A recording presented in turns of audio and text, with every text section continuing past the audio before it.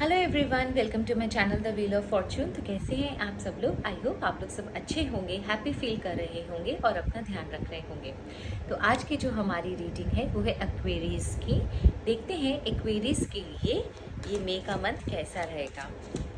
Lord Ganesha, Bholenath, archangel Michael, dear cards, please मुझे बताइए Aquarius वालों के लिए ये मई का मंथ कैसा रहेगा। एक्वेरियस वालों के लिए ये मई का मंथ कैसा रहेगा। एक्वेरियस वालों के लिए ये मई का मंथ कैसा रहेगा।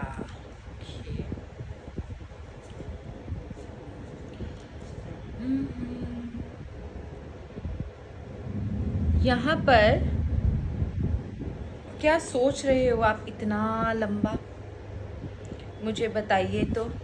क्या ऐसी उदासी है आपको लाइफ में जो आपने सब कुछ भगवान के भरोसे या डिवाइन पावर के भरोसे छोड़ दिया है? मुझे यहाँ पर ना कुछ ऐसा नज़र आ रहा है जैसे आप कुछ बहुत दूर का सोच रहे हो, कुछ ऐसा मतलब डिलीजेंटली सोच रहे हो, कुछ इन्वेस्टमेंट आपने किया है उसके ग्रोथ के लिए वेट कर रहे हो, या कहीं पर आपका बहुत स्ट्रॉन्ग फोकस है। ठीक है, ये हो सकता है आपका कोई लॉन्ग टर्म गोल हो जिसके ऊपर आपने पूरा फोकस किया हुआ है, या ऐसा भी हो सकता है ये आपने कहीं पर बहुत ज़्यादा हार्डवर्क किया है, बट कहीं ना कहीं मुझे ऐसा लग रहा है ना, सब कुछ करने के बाद भी आपके अंदर एक अजीब सी मायूसी है। क्यों मायूसी है दैट आई डोंट नो। कुछ है जो आपको मतलब हैप्पी होने से रोक रहा है। आपका लॉन्ग टर्म विजन हो सकता है, आप बहुत हार्ड वर्किंग हो सकते हो, डिलीजेंटली काम कर रहे हो, मेहनत से काम कर रहे हो, बहुत लंबा कुछ सोचा हुआ है आपने, बट पता नहीं यहाँ पर मुझे आपके अंदर ना कुछ अजीब सी मायूसी नज़र आ रही है, कुछ उदासी नज़र आ रही है, किसी चीज़ का आपके अंदर वेट नज़र आ रहा है। हो सकता है आपका कोई रिलेशन में कोई हो सकता है, जैसे आपका कोई अफेयर हो और आप उसका वेट कर रहे हो कि किसी तरह ये इस रिलेशनशिप को कोई अंजाम मिल जाए, शादी हो जाए।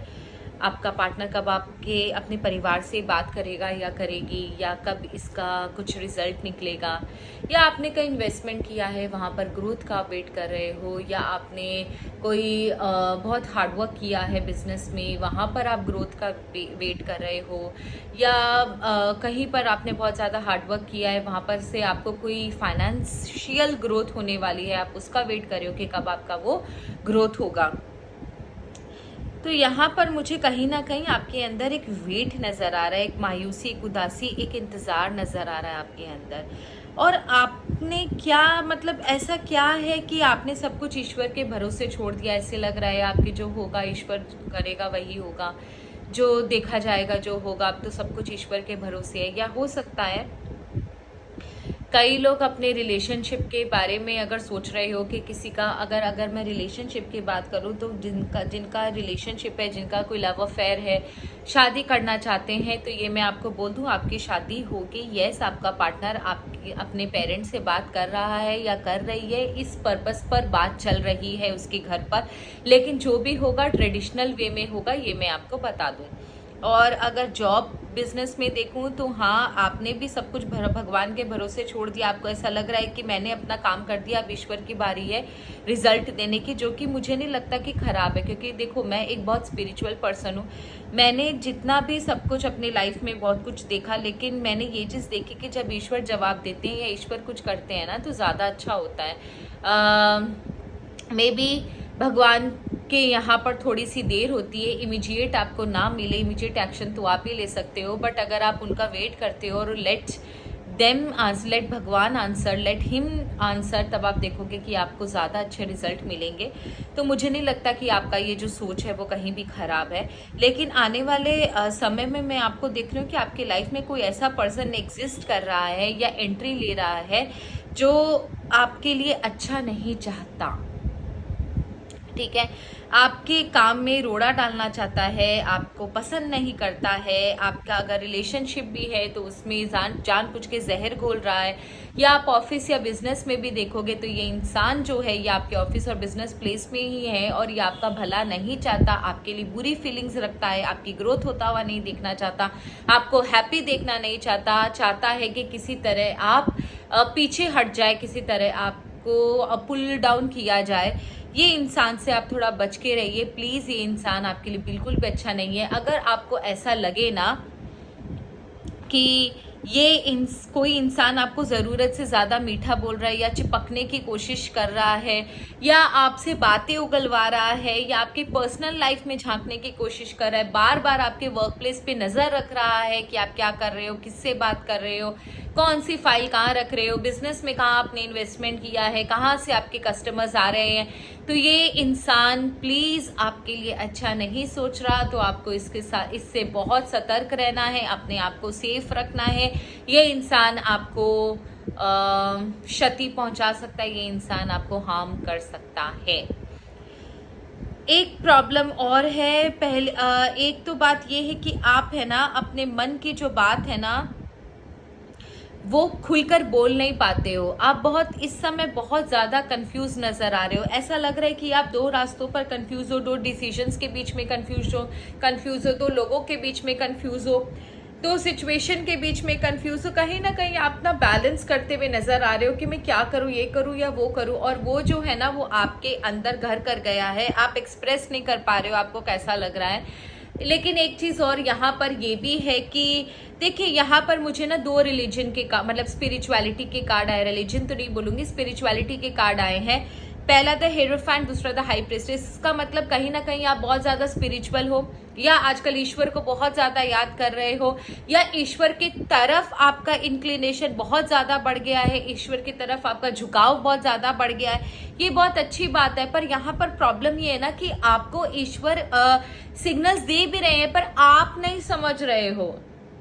ये मैं आपको क्लियर बता दूं, आप अपनी इंट्यूशन की बात नहीं सुन रहे हो, आपके अंदर आपके हायर सेल्फ की बात नहीं सुन रहे हो, आपके सोल की बात नहीं सुन रहे हो, जिसकी वजह से आपको प्रॉब्लम आ रही है। आपको तो मिल रहा है, आप ट्रस्ट कीजिए, आप ईश्वर पर ट्रस्ट कीजिए, वो तो आपको सिग्नल्स दे रहे हैं पर आप नहीं सुन पा रहे हो उनकी बात, तो ये फॉल्ट आपका है। तो ये प्लीज़ अपने हायर सेल्फ की बात सुनिए, बैलेंस करना सीखिए अपने इमोशंस को। और आप देखोगे कि आपके लिए एक सजेशन है, आप मेडिटेशन कर सकते हो, क्योंकि यहाँ पर ना मुझे दो स्पिरिचुअलिटी के कार्ड आए हैं, तो मेडिटेशन आप कर सकते हो।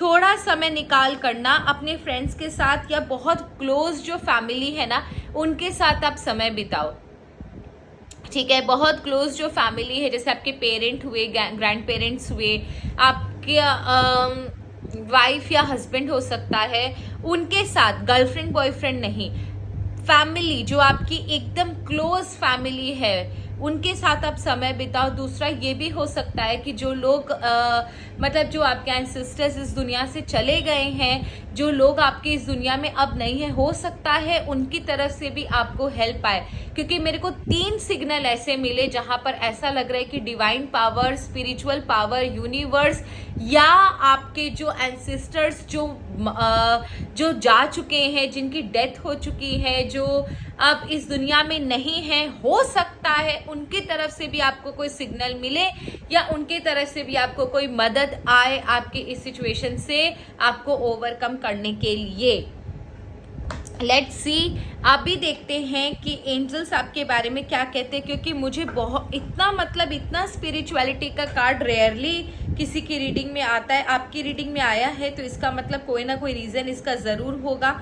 लेट्स सी, देखते हैं कि एंजल्स आपके बारे में क्या कहते हैं। एंजल्स प्लीज़ मुझे बताइए एक्वेरियस के लिए आप क्या सजेशन दोगे। एंजल्स मुझे बताइए एक्वेरियस के लिए आप क्या सजेशन दोगे। एंजल्स प्लीज़ मुझे बताइए एक्वेरियस के लिए आप क्या सजेशन दोगे।